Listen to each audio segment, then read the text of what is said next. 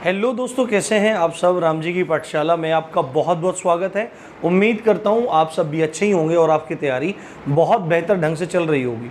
जैसा आप सबको पता है, अब तक हमने हिंदी साहित्य इतिहास में हिंदी के काल विभाजन को पढ़ लिया है, उसके बाद हिंदी के विकास क्रम को समझ लिया है, उसके बाद हमने पूरा का पूरा जो आदिकाल है, आदिकाल के जो कवि हैं, रचनाएं हैं, प्रमुख कृतियां हैं, उनको समझ लिया है। और उसके बाद हमने भक्ति काल, जो हिंदी का स्वर्ण युग भी माना जाता है, उसके अंतर्गत आप सबको पता है दो प्रमुख धाराएं आती हैं, निर्गुण भक्ति धारा और सगुण भक्ति धारा।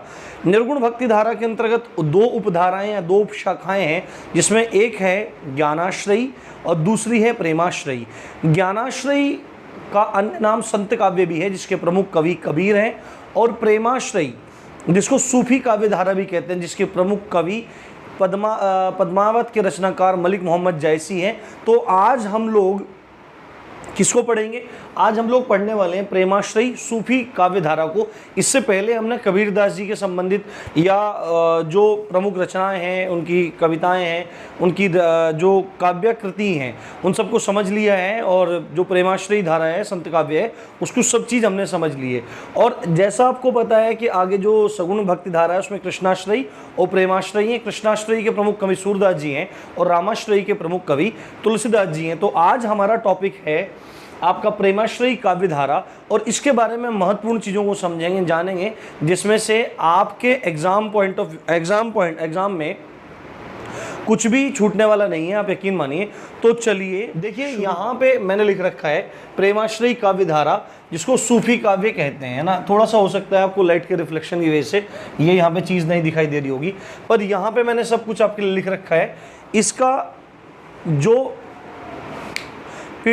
जो पूरा का पूरा स्क्रीनशॉट है वो आपको मिल जाएगा टेलीग्राम चैनल में। मैं हर वीडियो का स्क्रीनशॉट पहले उसमें डाल देता हूं, तो आप उसमें जाके देख सकते हैं। अगर आपने चैनल को सब्सक्राइब नहीं किया है, टेलीग्राम चैनल को भी, इस चैनल को भी, तो सब्सक्राइब कर लीजिए। और टेलीग्राम चैनल का लिंक मैं आपको डिस्क्रिप्शन में दे दूंगा, आप देख लेना जाके। अब देखिए, प्रेमाश्रयी काव्य धारा को अन्य किन नामों से जाना जाता है? तो सूफी काव्य भी कहते हैं, आपको ये चीज़ ध्यान रखनी है। दूसरा जो नाम है वो प्रेमाख्यानक काव्य है। आप यहाँ पे संधि विच्छेद करेंगे तो प्रेम जमा आख्यानक, यानी प्रेम का जो आख्यान जिसमें बताया जाता है, प्रेम के बारे में जिसमें लिखा है। आख्यान क्या होता है? पूरा एक चैप्टर सा होता है, पूरा मतलब जिसमें संपूर्ण विषय को चर्चा की जाती है, संपूर्ण विषय की चर्चा की जाती है, उसको आख्यान कहते हैं। तो प्रेमाख्यानक काव्य भी कहते हैं, प्रेमाख्यान काव्य भी कहते हैं, और प्रेम मार्गी काव्य भी कहते हैं। तो आपको चारों में से कोई सा भी नाम आ जाए तो आप घबराने की जरूरत नहीं है। चारों नामों का बता दीजिए कि प्रेमाश्रयी काव्य धारा को सूफी काव्य, प्रेमाख्यानक काव्य, प्रेमाख्यान काव्य और प्रेम मार्गी काव्य भी कहते हैं। अब इस प्रेम मार्गी शाखा की या प्रेमाश्रयी काव्य धारा की विशेषताएं क्या है? तो नाम से ही पता लग रहा है प्रेम। तो इसमें विशेषता क्या है? प्रेम का आधिक्य, यानी कि इसमें प्रेम की अधिकता को दिखाया गया है। जो भी इस संबंध में कविताएं हैं, जो भी रचनाएं हैं, उनमें प्रेम के आधिक्य को दिखाया गया है। दूसरी बात है, काव्य रूप जो है वो कथा काव्य है, यानी कि काव्य भी दो तरह से लिखा जाता है। एक कविता लिखी और आगे बढ़ गए, दूसरी लिखी फिर आगे बढ़ गए, तीसरी लिखी आगे बढ़ गए। पर इसमें ज़्यादातर जो कविताएं लिखी गई हैं, जो काव्य लिखा गया है, वो कथा के जैसा है।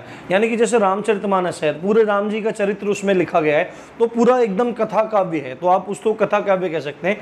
एक सिरे से लेकर दूसरे सिरे तक बात कही गई है और सारी काव्य में कही गई है। तो क्या है? काव्य रूप जो है वो कथा काव्य है। मोस्ट इंपॉर्टेंट, काव्य की जो भाषा है वो अवधि है। काव्य की जो भाषा है वो अवधि है, और इसमें सबसे ज़्यादा अगर किसी रस का प्रयोग हुआ है तो वो वियोग श्रृंगार रस का प्रयोग हुआ है। आप पढ़ेंगे आगे जाके श्रृंगार, और श्रृंगार के भी दो भेद होते हैं, संयोग श्रृंगार और वियोग श्रृंगार। वियोग श्रृंगार का ज़्यादातर इस्तेमाल किया गया है, और वियोग श्रृंगार का अधिकतर इस्तेमाल कहाँ देखने को मिलता है? मलिक मोहम्मद जायसी की रचना पद्मावत है, और उसमें नागमती का विरह वर्णन ये वियोग श्रृंगार से परिपूर्ण है, और इसको एकदम साहित्य की अमूल्य निधि माना जाता है, नागमती का विरह वर्णन, जो पद्मावत के अंतर्गत आता है। आई थिंक आपको बातें समझ में आ रही होंगी, क्लियर हो रही होंगी। देखो मैं आपको छोटी छोटी वीडियोज़ ही प्रोवाइड करा सकता हूँ क्योंकि मेरे पास समय की थोड़ी दिक्कत है, पर बिल्कुल फ्री ऑफ कॉस्ट है। आप यहाँ से पढ़ के जाएंगे तो आपको क्लास बोरिंग भी नहीं लगेगी, आपका कोर्स बहुत जल्दी खत्म हो जाएगा। पढ़ी देखो वीडियोज़ की संख्या ज़्यादा हो सकती है, आप घबराना नहीं, पर छोटी छोटी वीडियोज़ हैं तो आपको बहुत ज़्यादा सहूलियत रहेगी और आप बोर भी नहीं होंगे। तो आगे की बात है, जो प्रेमाश्रयी काव्य धारा है, इसके सभी जो काव्य हैं वो प्रेमाख्यान है, यानी कि उसमें सब में प्रेम की बात की गई है। और किस प्रेम की बात की गई है? सामान्य मानवीय प्रेम की बात की गई है, जो इश्क प्यार मोहब्बत दुनिया में दिखाई देती है, एक लड़का लड़की के बीच में, एक पुरुष स्त्री के मध्य, उसी प्रेम की चर्चा इसमें की गई है, सामान्य मानवीय प्रेम की चर्चा की गई है। और जो सूफी लोग हैं जिन्होंने इस चीज़ को लिखा है, जिन्होंने इन काव्यों को लिखा है, उनका मानना है कि इश्क मजाजी ही इश्क हकीकी की सीढ़ी है। इश्क मजाजी ही इश्क हकीकी की सीढ़ी है, यानी कि इश्क मजाजी करके ही इश्क हकीकी तक पहुंचा जा सकता है। इसको सूफी लोग कह रहे हैं। इश्क मजाजी का मतलब है कि मानवीय प्रेम, मनुष्यों के बीच में होने वाला जो प्रेम है उसको इश्क मजाजी कहते हैं। और जो दैवीय प्रेम है, जो परमात्मा से प्रेम है, भगवान से प्रेम है या गॉड से प्रेम है, जो एक सर्वशक्तिमान सत्ता है, उससे प्रेम को कहते हैं इश्क हकीकी। तो सूफी क्या मानते हैं कि इश्क मजाजी जो है वो इश्क हकीकी की सीढ़ी है, ये बात कही गई है। और प्रेमाश्रयी काव्य धारा में जितने भी प्रेमाख्यान हैं वो सभी सामान्य मानवीय प्रेम से संबंधित हैं। अब देखो ये चीज़ हमको समझनी है कि प्रेमाश्रयी धारा के जो प्रमुख कवि हैं वो माने जाते हैं मलिक मोहम्मद जैसी। मलिक मोहम्मद जैसी जो बरेली में जिनका जन्म माना जाता है कि बरेली में उनका जन्म हुआ था, और ये सिकंदर लोदी और बाबर के समकालीन थे। सिकंदर लोदी और बाबर के समकालीन इनको माना जाता है। और इनकी प्रमुख रचनाएं हैं पद्मावत, ये आपको याद रखना है, अखरावट, आखिरी कलाम, कहरनामा, 12 मासा। ये कुछ 5 प्रमुख कृतियां हैं जो आपको बहुत अच्छे से याद रखनी है। पद्मावत, अखरावट, आखिरी कलाम, कहरनामा, 12 मासा, तो ये आपको याद रखनी है। और इनमें भी सबसे ज़्यादा जो प्रमुख है वो पद्मावत है। अब पद्मावत के बारे में कुछ चीज़ें जान लेते हैं। इसमें ये वाली जो वीडियो है, ये वाला जो धारा है, इसमें कुछ खास जानने के लिए नहीं है। इसमें यही 5, 6, 7 बातें हैं जो आपको जाननी है, इनमें से ही आपका प्रश्न बन जाएगा। पद्मावत जो है वो प्रेम की पीड़ा को दिखाती है, प्रेम की पीर को दिखाती है, यानी कि प्रेम की पीड़ा, वियोग, जब नायक नायिका से दूर चला जाता है तो जो विरह की पीड़ा होती है उसको दिखा रही है। और किस तरह का काव्य है? प्रबंध काव्य है। किस तरह का काव्य है? प्रबंध काव्य है। अगर आपने इससे पहले की वीडियोस देखी होंगी तो आपको पता होगा प्रबंध काव्य क्या चीज होती है। मैंने आपको बताया था काव्य 2 प्रकार के होते हैं, एक मुक्तक काव्य होता है, एक प्रबंध काव्य होता है। मुक्तक काव्य का अर्थ क्या होता है कि एक छंद में बात कही गई है और वो अपने आप में कंप्लीट है, आगे पीछे से उसका कोई मतलब नहीं है। एक कविता है, एक छंद है, तो एक जो कही गई है उसमें अपने आप में बात कंप्लीट है, अगले वाला छंद अगली बात, दूसरी कोई बात कह रहा होगा उससे, उसका इससे कोई संबंध नहीं, पिछले वाला छंद कोई अलग बात कह रहा होगा उसका इससे कोई संबंध नहीं है। पर जो प्रबंध काव्य होते हैं वो एक सिरे से शुरू होते हैं और आखिरी सिरे तक एक धागे में पिरोए रहते हैं और बड़े बड़े काव्य होते हैं, यानी कि एक ही पूरी कहानी होती है। जबकि मुक्तक काव्य में छोटे छोटे टुकड़ों में होती है और सबकी कहानी अलग अलग होती है। तो जो पद्मावत है वो एक प्रबंध काव्य है। पूछा जाए तो बता देना। भाषा क्या है? अवधी है। भाषा है अवधी, जिसमें रामचरितमानस को लिखा गया है तुलसीदास जी ने, उसी भाषा में मलिक मोहम्मद जैसी जी ने पद्मावत को लिखा है। और किन किन छंदों में मिलती है? चौपाई और दोहा छंदों में मिलती है। चौपाई और दोहा छंदों में मिलती है। किस प्रकार मिलती है? 7 चौपाइयों के बाद एक दोहा आता है। 7 चौपाइयों के बाद एक दोहा आता है, इस प्रकार से मिलती है। अब पद्मावत के बारे में बातों को जान लेते हैं। पद्मावत में है क्या?